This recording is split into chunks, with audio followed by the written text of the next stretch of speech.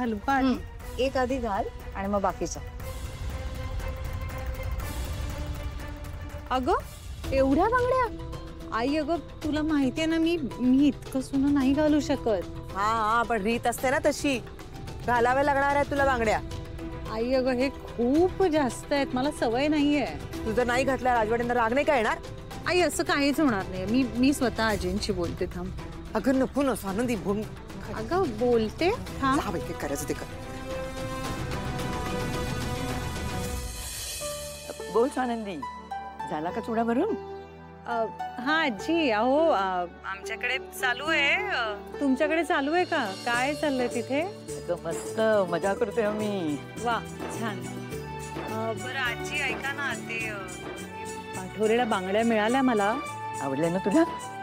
छान दिसतो तुझ्या हातात. म्हणजे खरं तर आवडल्यात. इतक्या सुंदर आहेत या बांगड्या. थँक्यू.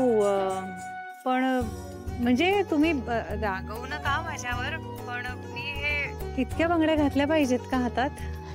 काय आहे ना स्वानंदी, अगं या नुसत्या बांगड्या नाहीये, आपल्या घराण्याची परंपरा आहे. नव्या सुनांना मिळालेला आशीर्वाद आहे हा.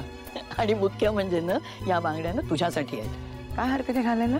नाही नाही आजी, असं नाही. अहो हरकत काहीच नाहीये, पण फक्त मला एवढं सोनं घालायची सवय नाहीये ना. म्हणजे आता दिवसभर बाहेर जाणं असतं, कामं असतात ना, तर त्यात आता उगाच काहीतरी झालं तर भीती वाटते ना. आत्तेच्या अगं तू अजिबात दडपण घेऊ नकोस. अगं नवरी मुलगी आहेस तू, उलट तू ना हौसेने दागिने घातले पाहिजेस. आणि अगदीच वाटत असेल ना तर लग्नापुरत्या घाल, मग ते झालं. आनंदी अगं विचार नको करूस. अरे एक एक वेळ असते, रोज कोण कोणाला सांगतं का दागिने घालायला? अगं पण लग्नात घालावेत, नाही तर एरवी काय लॉकरचे धनी असतात ते दागिने. बरं आजी, आता तुम्ही म्हणताय म्हणून मी घालते, पण मग लग्न झाल्या मी तुम्हाला देईना परत ठेवायला. अगं बरं बरं, तेव्हाच तेव्हा बघू. आता सगळी हाऊस भागून घ्यायची. ठीक आहे, ठेवू? ठेव ठेव.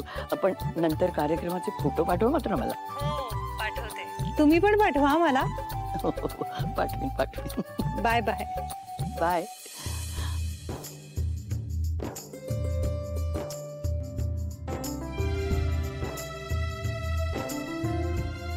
आजींनी समजवलेलं दिसतंय ना. घालूया आपण. हे घ्या.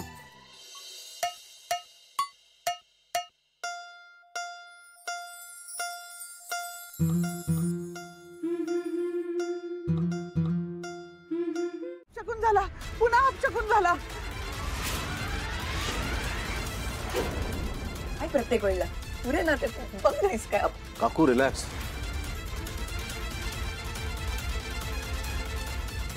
एवढं काही झालं नाही, ऑल गुड. समर असं कसं म्हणू शकतोस तू? इतकं सगळं होतंय आणि तुला काहीच कसं नाही दिसत आहे रे. मल्लिका काय प्रत्येक गोष्टी आरडाओरडा? गप्प बस तू. अधिरा बाळा खूप त्रास होतोय का? या आय एम ऑल राईट, पण ते आता बांगड्या सगळ्या. अधिरा तुला काच लागली थोडी, आपण हळद लावूया. गोविंद दादा हळद घेऊन या. लवकर ये रे. कशी कुठली? काळजी घे बाळा. हा चला ठीक आहे, तुमचा कार्यक्रम चालू राहू दे, मी आलो.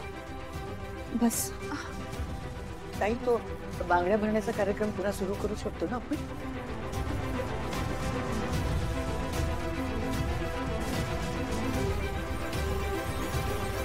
चाललंच होतं. मम्मा आणि निलिमा मावशीने मिळून आज त्या टेबलाच्या पडद्याला आग लावली होती. समर दादा त्याने येऊन सगळं विझवलं.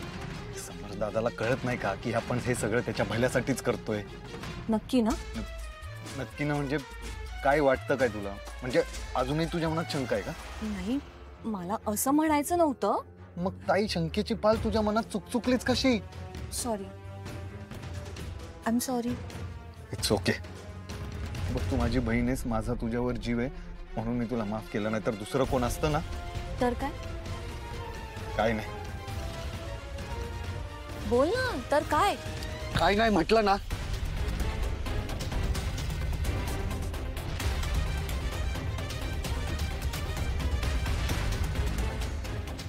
काय झालं तुला हसायला? अंशू तूच आमचा खरा भाऊ आहेस. तुझा जो हा राग आहे ना हा कमी होऊ देऊ नकोस. तुझा हा रागच मला बघायचा होता पण थोडस उचकावलं तुला. ओके. कोण कोणावर राग काढतंय? राग काढायचाच असेल ना तर एकमेकांवर नाही आपल्या शत्रूवर काढा. तेच म्हटलं मी याला. मावशी तू कशी काय अचानक इथे? अरे मलिकाकडेच जाणार होते पण दिवसभर डोकं चालवून चालवून थकलीये बिचारी. झोपली असेल म्हणून तुमच्याकडे आले. का ग? मलिकाने मला एक वस्तू आणायला सांगितली होती. ती मी घेऊन आली आहे. म्हटलं तुम्हाला दाखवावं. म्हणजे कसं आहे ना उद्या जर ही वस्तू सापडली नाही तर मलिकाला असं वाटायला नको की मी ती आणलीच नाही. हे बघा मी हे घेऊन आली आहे. काय आहे काय यात? आहा ते मलिकाचं आणि माझं सिक्रेट आहे.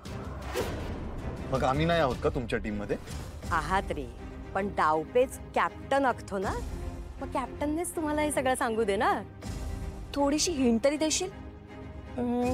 याला खाजवून खरूज काढणं असं म्हणतात आणि ह्याची मजा तुम्ही हळदीत बघालच. ही मॉम पण ना काय सुरू असतं डोक्यात सांगतही नाही. कारण तिचं सांगण्यावर आणि बोलण्यावर नाही तर कृतीवर जास्त विश्वास आहे. आणि माझा तिच्यावर. आणि तुझा? माझा आपल्या टीमवर.